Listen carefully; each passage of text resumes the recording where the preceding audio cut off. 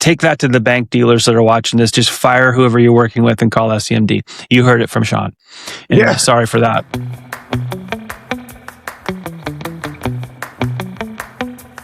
Welcome back to another episode. Okay, welcome back to another episode of The Rounds with Mike and Cody with SEMD. These are some of my favorite guys to talk with. You guys know this. Today, we're going to talk about something that I know they care deeply about. I know that growing businesses struggle with, but very few are actually willing to address some of these things honestly. That's one of the things that I love about Mike and how he leads his team is he's not afraid of brutal honesty. We're going to talk about operational discipline. And I think that's a really important thing to talk about, especially right now with what's kind of going on in the industry and what dealers are looking for, really what all companies are looking for from a service provider that offers digital services where you need experts, but the ones that are honest with you. So after more than 15 years in business, SEMD, they're focused on doing more than just being there. They're focused on doing things better, everything better. And that means eliminating excuses. It means improving accountability. It means documenting what works. It means creating systems that help their clients get better results. I mean, that's the point, right? That's why you sign up for somebody. That's why you keep somebody. So Mike, Cody, they're here to discuss what they've started to call the real hard truths, which I love. These are the uncomfortable conversations that every business has to have if they want to continue to grow. So this isn't about blame. It's about ownership. It's about building a company where processes improve faster than problems appear. So let's jump right into the conversation. First, how are you guys? How are you? Doing good. Better now. Thank you for asking. Love that. This is going to be a great conversation. I'm glad you guys want to go this direction. I'm going to start with you, Mike. SEMD has been in business, as I just mentioned, over 15 years. And I've known you guys almost that whole time, maybe that whole time. What are you doing differently this year now that, is going to make meaningful improvements? Oh, man. Thank you for bringing this question up. I actually love it. So after being in business, we're over 16 years now, and we've learned a lot. It started off with just Doug and I just powering through, doing the best we could to get the best results and finding ways to be the most reliable company that we could because we started seeing there's a lot of snake oil. Well, throughout the years, we just kept concentrating on 100% customer service and keep building and growing and growing. And what we've learned over those years and through those times is that growth isn't about trying to get the most amount of money or the most amount of clients. It's about trying to become a better company every single year. So finding ways that you can improve upon what you're already delivering. So for us, we don't have a sales arm. So we have to do get the best results possible for the current clients. And this year I was looking at what are things that we can do? Where are we missing? And because right now, what I hear from all the companies and all the dealers and everything is all these excuses about, the wars going on, the political things are happening, the whatever's happening is causing the, vehicle sales to be gone. And even though those are factors, we can't make that something we're just going to accept.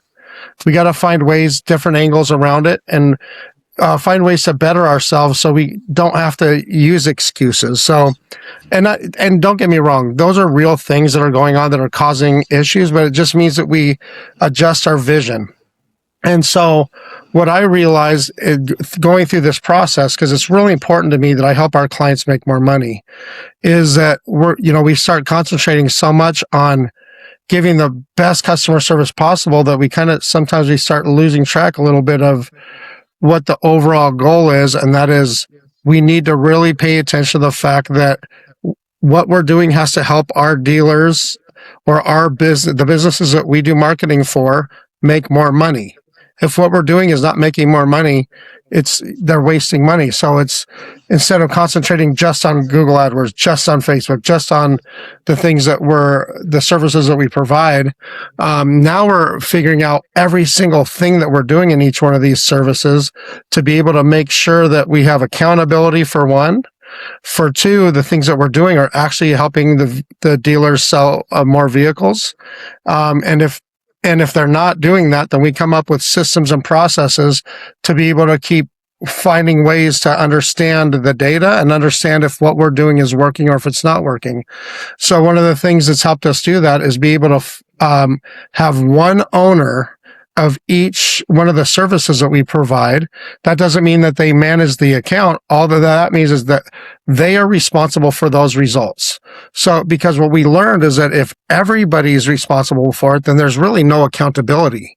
So if you have one person that's responsible for it, then you have one person to go to every single time that there's an issue, anytime there's something good that's going on. And then we also track that with SOPs. So if we end up having to remove that person, or that person goes to another spot, we have an SOP library where a brand new person can come in and go through and do the exact same thing that that person was doing, but being able to take full ownership. Because that's what we've learned is if you don't have one person taking ownership, you don't have anybody taking ownership. Mm. Mm. You mentioned this concept of hard truths. And that's what we call hard truths. Yeah. It's coming down to that. Yeah. So that's what I was saying is that doing all those things gets us to where what we call this as a company is the hard truths. And and I want to ask you a little bit about that. When you think about this, idea, where did that come from? Like, why was the time right to implement kind of these real hard truths in the ecosystem of SEMD? Well, it's because I started realizing that our biggest wins, our biggest breakthroughs didn't come from huge wins. It came from hard conversations. It came from dealers finding things that we were doing that weren't being effective. It's us finding stuff within that are not being effective and not actually helping dealers sell more vehicles or our clients sell more products. And so we also are trying to find ways to make it to where our clients aren't having inconsistent service. So we should be able to provide the same type of service and same type of results across the board. Even though we have to do different things for different markets, we still should have a system in place to be able to implement changes that will help them make more money. And so, what we're trying to do is just make it to where all these hard conversations, first off, when we first talk to a client at the very beginning, a potential client, we let them know that part of us being successful is us having hard conversations with you. You letting us know exactly what's going on. If something's working, let us know. So if we understand that, we can find a solution to it, but we don't back away from it. We take it on and we create new standard operating procedures to be able to handle that moving forward. And we take it seriously. One of the things that I've always liked about you guys, one, you don't, sorry for the expression, toot your own horn, but you're not sitting around polishing your halo. You've never done that since the day I met you guys. And I say this quite a bit on these episodes, just letting people know that I've known you for a long time. But I think that also is credibility, and that you have a layer of I recommend you. I've recommended you to people because I know how you operate. And so when I listen to you share this, and like you're really focusing in on some things that you want to recalibrate about the business this year on behalf of your clients, I know what you're talking about, and I know how you guys kind of lean in, and you're like, well, we always need to be making improvements so that our customers are making more money. And when you put that in the context of dealers, I know one of those things that you guys do, and I really appreciate, is that even when sales are flattening, people are still then servicing typically more, right? When sales go down, you're going to be, doing things with your service department. If you're still having that issue, you guys may be advocating for people to use all of the things at their disposal that you can help with, that might be around building more trust around their brand in the market. So when sales starts to recover, they've actually done some brand building, and now they are more like, there's all these different factors around having a strategy that factors your brand, marketing, advertising, and all these things that you're talking about. Sounds like you're kind of doing almost not a tear down, but a deconstruction to understand that we're not going to be afraid of difficult conversations. We're going to make sure that people understand that we're focused on being consistent with all these things.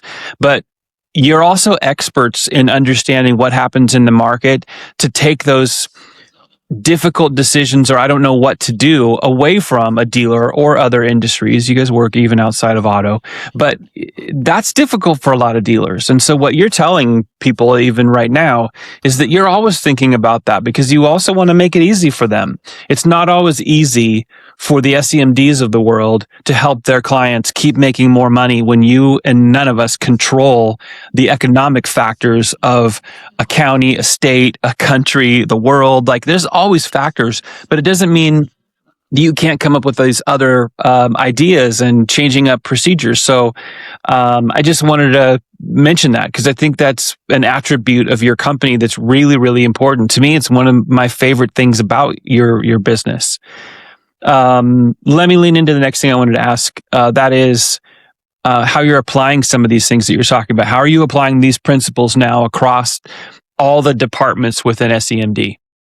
So the way that we're applying the hard truth principles across every department in Search Engines MD is one of the biggest lessons we've learned, like I talked about earlier over the years, is that every service needs a clear owner. When everyone is responsible, no one is truly accountable. And then from all of this that we've been doing for a long time, because we're always boots on the ground. We found that the best results come when one person owns the success of a service. And the cool part about that too is, like, if something ever pops up, we actually had something where one of our clients had their account hacked, and someone gets in there and starts creating campaigns where it could have cost them $40,000 in one day. But since we have one person that's responsible for all results, we were able to catch it within an hour, which was about $4,000 or $5,000 worth of damage. But we're able to get that recovered within 24 hours from Google, because we have someone paying attention to it. $4,000 or $5,000 sounds like a lot of money, but when you're talking about comparing it to $30,000, $40,000, $50,000, $60,000 in one day, being able to catch those things is super valuable. And that's just one example. But the big thing is, when people are taking responsibility for that, there's a lot of things that they catch, and they're always finding new ways to be able to get more valuable, because everything's on their shoulders. They're forced to do it. Yeah. Makes sense. Cody, you've been quiet thus far. You got any thoughts to interject? Yeah, you probably have seen those old motivational posters where it shows what a real leader is, and it shows the person going from the top of the sled to the front and helping everybody pull. I don't know if you guys have seen that one, but like a true leader leading at the front. And like that totally makes sense for a lot of the time, but when you have 4 different sleds going simultaneously, if you're trying to be the leader of every single sled, you're just failing. So, when Mike introduced this real hard truths of what we were doing on our processes looked like, 24 months ago, it was a real thing where it's like, okay, I keep on trying to jump to the front of the sleds, and it's not something that should have been done. And we made that shift so that other people are there instead of trying to be the leader of that sled. Like, I'm helping push from behind instead. And it's been a real, positive company shift where, like Mike just said, we just find things faster. We're innovating more. There's more people who are constantly innovating. There's lots of people who are, contributing at all levels now, where, 24 months ago was kind of siloed. Now it's no longer that problem. Interesting. I like that. I mean, and from your perspective on, deeply involved in the operational side, you're clearly making the point that this isn't just something, Mike has a great leadership idea and then it's hard to implement throughout an organization. I mean, there's everybody, you guys know this, there's talking about things that you want to do to improve your business or yourself. And then there's actually, does it translate? Does it clock? Does it work? And you're validating that. So I think that's also really important. Says a lot about what you guys are focused on. What were some of the bigger surprises maybe you have found when you started evaluating this department processes, all of that? Anything that jumped off the page? You're like, oh, that's a big surprise. Well, some of the biggest surprises that we found while evaluating our processes or the department processes was, probably the biggest lesson is realizing that we had this gold mine in front of us that we weren't utilizing. Every time a client asks a question that's where they're panicking about results or getting more clarification on things that are going on, any of those things that are happening, we would just take it, answer it, and move on. And we were finding that that's what all the other companies are doing. I'm like, well, what could we do differently to make this stronger? And then, Cody came up with an idea to be able to start creating processes for every single time a question like that, or actually one main process and a group of processes under it, to be able to pay attention to each one of those questions, create a standard operating procedure from it, and then learn from it and create a solution where, moving forward, it becomes part of our company and part of our services that we provide. So it gets it to where that question doesn't necessarily need to be asked anymore. So it's things like that where, I don't know if I'm explaining this well, but it's basically being able to take the information, being present in the conversation with the people that are giving us money for a service, and finding ways to be the most valuable company that we can possibly be. And those gold nuggets that we get from these people do make us more valuable, and makes it to where moving forward, we can help them sell more of what they're trying to sell and get their revenue to increase. Yeah, that makes sense. I mean, Cody, what was your what was your kind of inspiration for that, or what are your additional thoughts?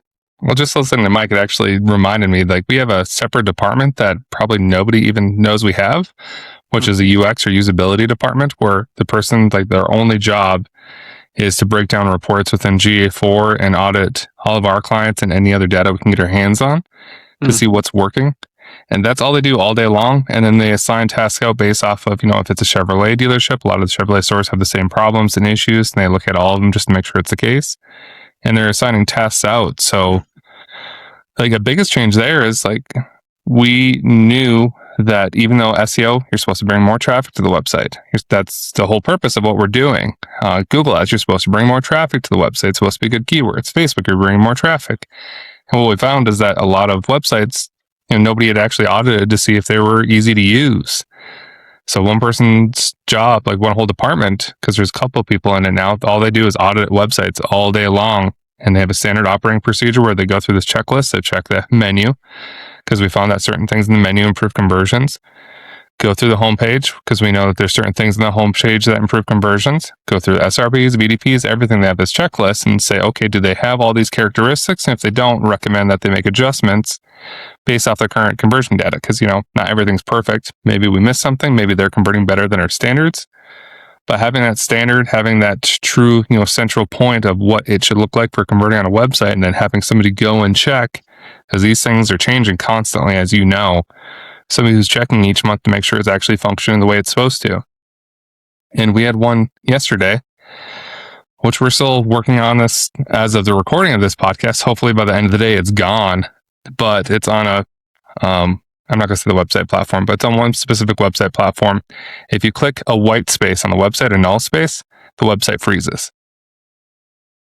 That is insane, right? Like, that should not be happening. And we removed our scripts. We removed everything because they said it's RGTM. We're like, okay, I don't think it's the case. Removed it, clicking the null space, still freezes. It's like, so something out there has a piece of JavaScript that if you click a null space, it's looking for a specific text that does not existing. So it's just looping constantly until the page dies. And that's not good. Like, and we could put it back to the website company. Technically, it's supposed to be their responsibility. But, just as Mike said, we try to take as much ownership as we possibly can. So we have 3 different people diagnosing this problem to see what the timeout issue is, so that it's not just a website company. We're saying it's this exact thing. We need this fixed. And we do that constantly, where it's not our job. Like, our role is to run advertising. Our job is not to fix code. But probably 20, 30 times a week, we're sending out requests fixing other people's code because we just find issues. And it's coming from that, ownership. We know our results will not work if this is still a problem. So, that was 2 different departments. One, the UX department, people probably don't know that exists. And we have a auditing department as well, where their whole thing is fixing and finding broken scripts where nobody probably knows that department exists either because we just don't talk about it. Well, and both of those actually hold hands with conversion rate optimization, CRO. People have talked about that acronym over the years. There are very few companies that actually have people dedicated to activity that speaks to that. And so what you just shared is absolutely tremendously valuable, but it's also inevitably going to lead you into things that aren't technically your responsibility, but you know how to help and you know how to investigate the source of the problem. And so it expands. It gets to be then scope creep on your side. But again, going back to just the kind of the way you guys have always done business, it's like you guys will take a lot of that scope creep to try to help the customer because that's your primary focus is we want to help the dealer in this case. We want to help you get the best results. We want to help you win. I'm sure that the website providers don't like it, but they certainly should. They should probably be giving you guys an award for combing through their sites to figure out what's working and what's not. And as you guys know, I have lots of history with website providers. It wasn't just the dealer on days. Long before that, I was in the very early days of website providers. And so I could go on and on and on about it. I'm frustrated on your behalf, but also on the behalf of dealers that there still is so much neglect. You know, we build these really expensive websites that are 10 times, 100 times more expensive than what you could go and build yourself on an AI tool now or even Squarespace. Yeah. Right. The most valuable part about it is the inventory, the moving pieces. Yeah. And obviously what you guys center your advertising and optimization around, I've always felt like there needs to be a lot more effort on behalf of or on the part of the website providers. So I want to add one thing to that. So please do. Part of the thing with us on these issues, Cody has gotten really good at being so. You know, like I was explaining earlier, how we need everybody to be able to do all these processes manually. So if something pops up where we're seeing inconsistencies, that Cody's able to go in there and be able to dissect the problem in a way where he'll be like, okay, well, I will duplicate that issue with you on a screen, on a meeting. So none of our stuff is on there, and we will duplicate that right in front of your face for you. And if you'd like, we can throw a couple of your other dealers on there so they can see it as well, so that we can all figure it out together. And he'll say stuff like that, and then automatically they stop fighting him, and then we can actually get some solutions. But that's what I was talking about as far as not just being able to read something off a piece of paper or read something off of a report. It's about actually being able to diagnose it, figure it out, and duplicate it. You know, it's when it comes to website issues, that kind of thing. Sorry, go ahead. Yeah. Well, there are a lot of providers that kind of go just through a checklist of like, but their ability to do what you're just describing, in a lot of cases, is non-existent. At least at the tier 1 CS layer, right? You got to go to some other person who's like, oh man, we don't have a whole lot of that person because that person's typically more valuable. The things you're talking about, quite honestly, it actually levels up all of your people across the board. It completely and properly, I don't know if compartmentalize is the fair word for it, but it certainly assigns value and increases value in all of the different things you're doing across departments, but then allows you to identify this needs to be something that we show the dealer right now. And you don't have to say, well, we don't really know how to, or we've got to call some techie person who normally isn't on the phone with dealers. No, we're going to get Cody on the call right now, and we're going to demonstrate this so that everybody's on the same page and you can see what's going on. That's massively valuable. That's massively powerful. And you're not going to find that with your big box. The bigger your provider is, the less likely you're going to have an experience like that. Take that to the bank dealers that are watching this. Just fire whoever you're working with and call SEMD. You heard it from Sean. And sorry for that. Well, we actually had, after the content we've been creating, we had 2 different website companies reach out to be like, all right, let's hear what you guys have. Because, you know, we're talking about optimization, content creation, all this stuff. Yeah. And just from the videos, you know, we're making here and posting on LinkedIn, like they reached out. And it was basically like, all right, bet, let's see what you got. And we had enough of an impact on, you know, both companies that were willing to meet with us that, you know, we're having additional discussions on what they can do to improve the overall platform, that makes individual SEO companies like ours, like part of what we do, just part of the process and the actual website. Because it used to be on some of the stuff, and they've removed it just because it would fire alerts in Search Console. Bring that stuff back, and it's from the videos we're creating, the topics that we're talking about here, like it's the impact or the power of videos like this that really impact people. And I'm glad for that. I love making this content with you guys because I think your voices have needed to be out there for a long time, for many, many years.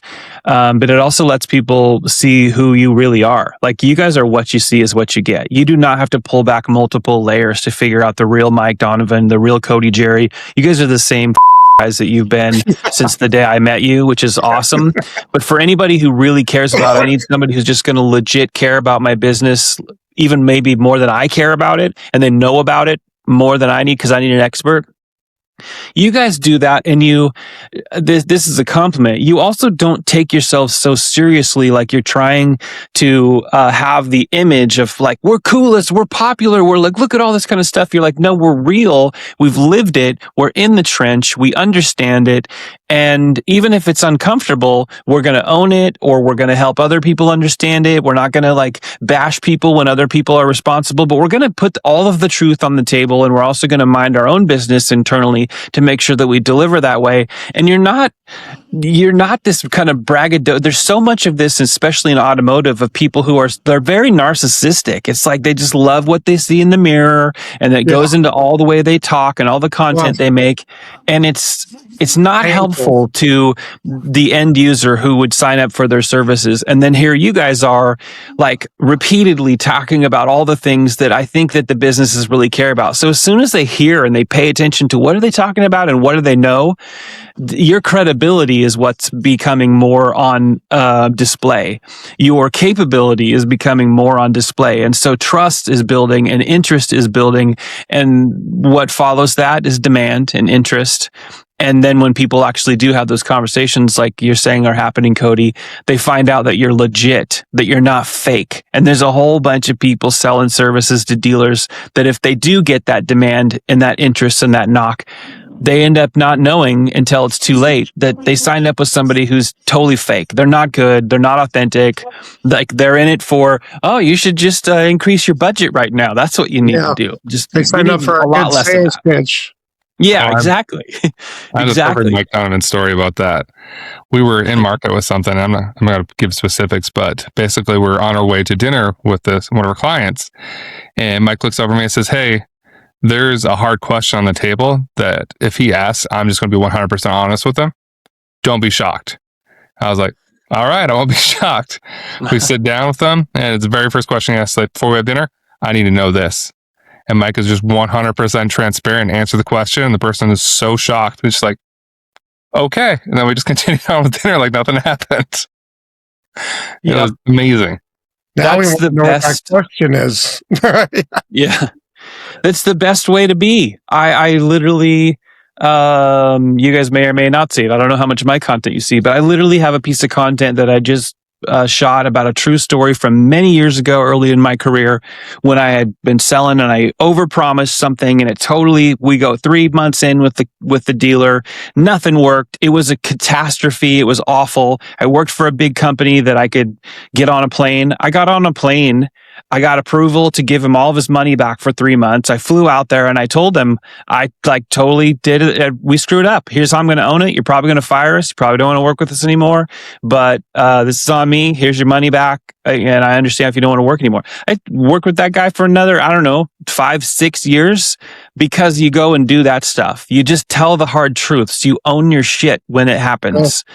And people will respect it. And I don't think we have enough of that. I even think the fake people will fake that they actually do that when they don't do that. It's all about top line revenue. How do we get ourselves investors? How do we get ourselves sold? How do we get, it's not focused on how do we be the best damn provider of our services to these clients? How do we know them better and their problems? And its power.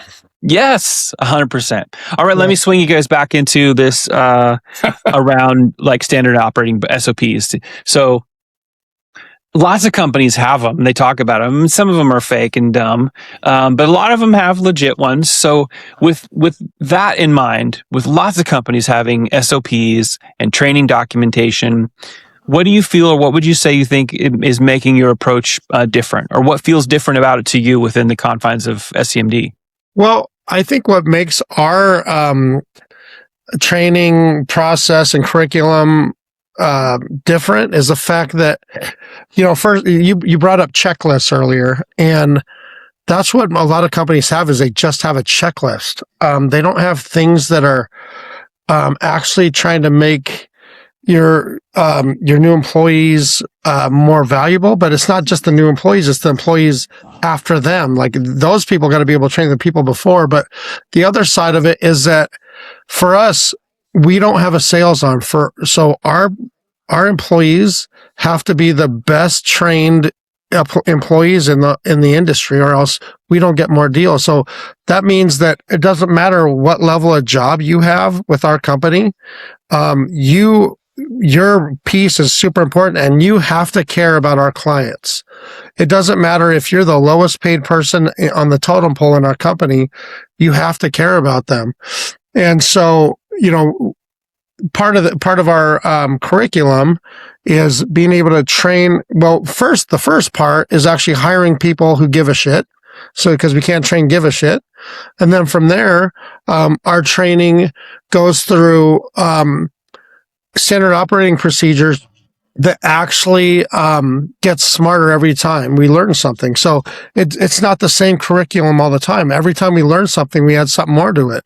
So it's not just to train today's employees, it's to make the next generation better than the last one, because they start with everything we've already learned. So rather than just having the same curriculum every single time, it's always evolving with us, because we're always evolving. That sounds like my perspective on organic content. It compounds over time. And that's essentially what you're talking about. Yeah. Internally with your people. A new person comes in, you learn something in the new training there. Maybe they ask questions that other employees never asked before, makes you better. Now that intelligence starts to compound, and now you're keeping it inside of the business to continue to make the business improve, make the better employee, make the better business.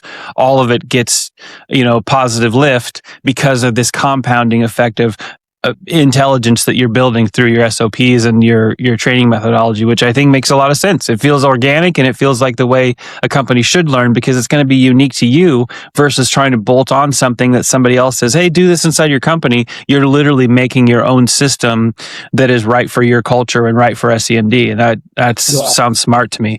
I thought I saw Cody maybe wanted to say something about this, but I don't know. Maybe not. Cody, what do you got? You got something? Oh, for sure. The big thing is just adaptability, like Mike was saying. Sometimes Donovan. sometimes stuff breaks in a weird way, and you could just sit there and complain like, oh, this happened, like, this is terrible, it's not following our processes. Instead, every single mistake, every single error, every single situation is the possibility for learning more. So we say, okay, we have new data that we didn't intend to use or have, but the fact that we do have it now, let's go through and process it, see if there's beneficial aspects to that. And like a really great example back in the day when, this is many, many years ago, was we found that with Facebook ads, this breaks the Facebook reporting, so you can't tell the client, like, this is what your cost per lead is. But we found there's situations where you artificially inflate conversion data, just the data going to Facebook, as long as you're very valid with the client, like, this is not a real number. We can overall improve performance and drop cost per click temporarily. So if we weren't to look and evaluate the data when somebody else sent us events we did not want, it was one of the tracking tools, like this CDPs, I think, was sending pixel data when they shouldn't have been in the first place. We went and evaluated, and we were like, okay, this is the thing. If we need to have an influx of leads for the client, we can evaluate people who are very good engagers on the website that should have converted, that didn't. And we could just fire that data still, because we're trying to represent to Facebook, like, this is still a good customer, and you should use this to optimize the audience. We can inflate numbers to Facebook, and it will target better short periods of time. If you try to do it long term, it starts failing after like 45 days, just because it's going to continue using those people who didn't actually convert. So you can use it temporarily to inflate numbers in like actual conversions, like real people. But it's one of those things, like if we wouldn't have evaluated that situation where somebody sent us events that they shouldn't have been, we wouldn't be able to see, there's possibilities where we could use this intentionally to get more leads. Mm-hmm. I love how you guys are very creative.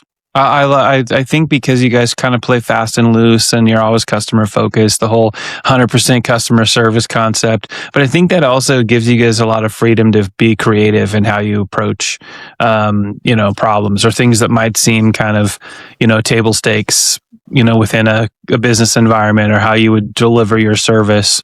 I don't know if you guys feel that way. I think you do, but as an outsider who knows you guys, I that's always been kind of a thing with SEMD from my perspective, is you guys just have a very relaxed but effective, creative kind of vibe to how you guys take care of clients and how you operate. And it feels like it comes just from the way you operate internally, and then it gets extended into the way that service gets delivered, which it's cool. I love that. It's because we're like Bruce Lee. We like flow like water. Oh man, what a great 30. Was that a 30 for 30? I think it was. Yes. Man, whoa! I could call it sidebar right now. I'm not going to do it, Donovan. I know I'm tempted. But I'll keep on these little line of questions I have with you guys today. Yeah. Okay, so we're talking about creating these documented systems, and by doing so, you're freeing up more time to be creative, like I was mentioning, more time for strategy. How do you see that changing things for SEMD as you move forward? So the way that I see these things changing things for SEMD moving forward is that for our clients, it just means a more consistent experience. Doesn't matter if you've worked with us for 15 years or if you just started yesterday. They should all receive the same level of service, because it's built into our processes, and that has to include 100% customer service. And it's not dependent on who happens to be working for us at the time. It's anybody that works for us is able to follow this documentation and be able to provide you with the level of service that's going to help you increase your revenue, because that's what all our goal is. So we put a system in place where we can just manage the system, and then people can jump into those spots and be able to run it without any experience whatsoever, because we've already done all the dirty work. In turn, we do teach each one of our employees how to be able to manage all these processes manually. But we have a system in place to where we can have consistent service 100% of the time. And it doesn't matter if you've been with us forever or if you just started with us. Everybody gets the same level of service, which we consider the best service that we can possibly provide. Cody, what are your thoughts on this? The big thing, I think, is, not the big thing. The other portion of that is the internal impact it's having. So previously, we use a bunch of different third-party tools, just like everybody does. SEMrush, for example, one of those tools everybody's using for geo or AI SEO. They may use an API to make it look a little bit different than anybody else, but essentially that's kind of the big one everybody's been using. And project management, we've used Trello, we've used a whole bunch of different tools in the past. And all these different things, like we're using somebody else's platform, somebody else's system, but because we're going through this whole process, and because ChatGPT, Claude, all these things exist now, we're rapidly developing our own internal tools to replace everything that we've been using for sometimes 10 years.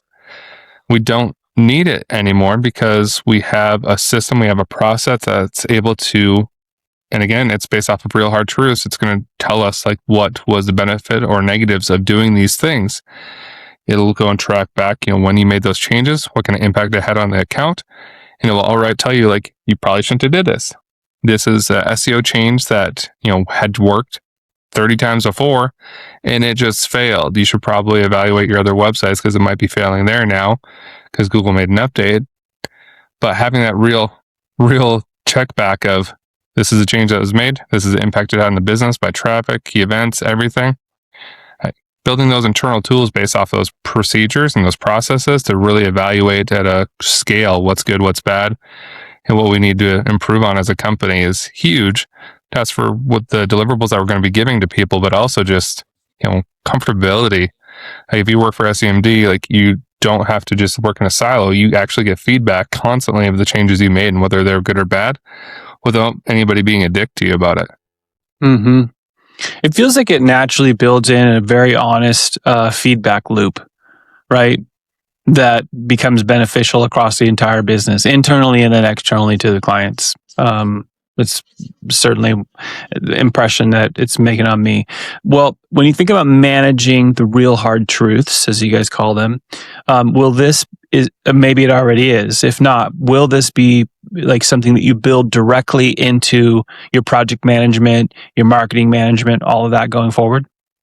Yeah, hard truths are absolutely something that we've built into our overall system already. So the goal isn't just to write hard truths down in a notebook or just talk about it on a meeting, which I've caught myself getting into that habit where I'm just talking about things rather than putting something into place where we're actually making changes. We want it to be built into the way we operate every day. And so our SOP library is constantly evolving based on real customer needs. And our biggest goal is to help them increase revenue. And that's our goal. So, we put all these pieces into place, but we got to make sure that we're always doing it. We can't just do it once and think it's going to work forever. It's, the customer buying behavior changes constantly. The ups and downs on the dealer side change constantly. That means that our processes have to change constantly. So yes, we absolutely have that in place already, and we're effectively monitoring it, and it's working really well already. Yeah, that's definitely that feedback loop. It's exactly what that is. Keep getting smarter, compounding all the learnings, all the intelligence, getting better and better and better. Versus letting all those lessons just evaporate, never learning from them. I like it. Cody, anything to add on this one? I think Mike's heard me use this rhetoric all the time, and it's probably not something you put on a podcast, but internally, I always say I believe we are the number one marketing company in automotive, and in home services, I believe we're the number one company in Facebook advertising. And every single day I wake up believing that we are the best. But we have to actually evaluate ourselves. If we just sit there tooting our own horn, as you said earlier, pretending like nobody could beat us, that's how you lose. Like even if you do think you're in first, you have to train harder. You have to work harder because there's other people who are trying to surpass you in every way. And I think that comes from the competitive streak that a lot of us are just really, really competitive. So these real hard truths, take away from like, of course we're doing a great job, but here's what we could actually be evaluating and doing better by looking through the whole process, evaluating, being honest with ourselves, and making sure we don't just sit on wins and call it good. There are a lot of companies that are doing that right now. A lot of companies that have done that. They get to a certain point and they're like, yeah, we were there. We made it to the top of the mountain. It's like, nah, nope. That never ends. The journey never ends. The striving never, ever ends. It's a constant. If you're in business to provide great results for people, you're just on it. It's a treadmill. It's a forever journey. I really like both of you guys just have great perspectives here. I think I have one more here before we conclude this conversation, and that is, how do you think that these real hard truths are going to impact SEMD or the business as you go forward? The way that I think these real hard truths are going to impact our business moving forward is making it to where we can automate all of our systems and have an actual process for everything that comes through. We can also be more prepared for our clients anytime a hardship comes up or they're in a moment of need where they feel like they're losing traction or any of those things that pop up, and be able to have a solution right away where our clients feel comfortable and can trust that we have their services are in good hands. Because otherwise they might as well just have some AI service doing all their stuff. So what we got to do is prove that having the human interaction with these automated systems and AI systems is what puts our services above the rest. I love that. Makes all the sense in the world. I want to say thank you once again. Thank you to you too. It's a great conversation. I appreciate that you want to share what you guys are doing too. Oftentimes we talk about things that benefit the businesses that you guys work on, and kind of getting into some of the details and the backstage tour and deep under the hood and tear the engine apart. And today you spend a lot of time talking about how you get better so that you can help your customers get better. And I think that's a kind of a special treat for people to be able to hear a business talk really just candidly about themselves. So thanks for sharing that about what you guys are doing and really the kind of the mindset behind it. Yeah, well, more marketing companies are struggling than are actually being effective right now. It's because they're stuck in being in the same old ways and doing the same things and relying on the fact that, oh, well, we can sell AEO now, so we can make more money off of this, instead of thinking of ways to be more effective and make the human interaction actually be valuable and help their businesses that they're working with get more revenue. They're not concentrating on that. They're concentrating on their own revenue and their own cool guy shoes and cool guy suits and all that stuff. It's ridiculous. Yeah. I've had some recent conversations where people were asking me, based on my history and being more on the side of the things that you guys do, some of my perspectives today. And I don't think that any of those, a lot of your competitors, I don't think they would have liked the things that I had to say privately and candidly, because what you're talking about, Mike, you're just scratching the surface. And that kind of behavior shows itself in various different times, when especially in automotive, when vehicle sales are kind of down a bit. And I think we're still projecting that maybe this year is going to be 5 or 6% off from where we were last year. It's a very interesting look back. If you go and look at vehicle sales, like the year or two before COVID and all the years coming out of it. And I think that people need to have some real honesty in their service delivery when they think about what they're doing today, because it's too easy to tell stories that are actually lies and start to believe them when the year that vehicle sales were literally 10% lower than the past 10 years. I think it was even greater than that. But dealers had their most profitable year during the year that they sold the fewest vehicles in the last 10 effing years. You can tell a lot of stories. The old Dennis Galbraith, you can torture the data until it confesses. And there's a lot of people who are torturing data to say things to dealers or to say things to their target audience that they want to sell services to that just simply isn't true. But it's to protect their own nefarious purposes. It's to protect the way that they've built their businesses that now are not as defensible when the market gets tough. And here you guys are, scrappy, honest, full of candor, telling the truth about how you're making yourselves better so that you can be the best you can for your clients to make them better. That's honestly what people really need, because you're going to get the good and the bad and you're going to get the real hard truths. I mean, that's what we're talking about. So for me, the biggest takeaway talking to you guys today is that, great businesses like what you guys are, you're not built on just avoiding problems. You confront them like without fear.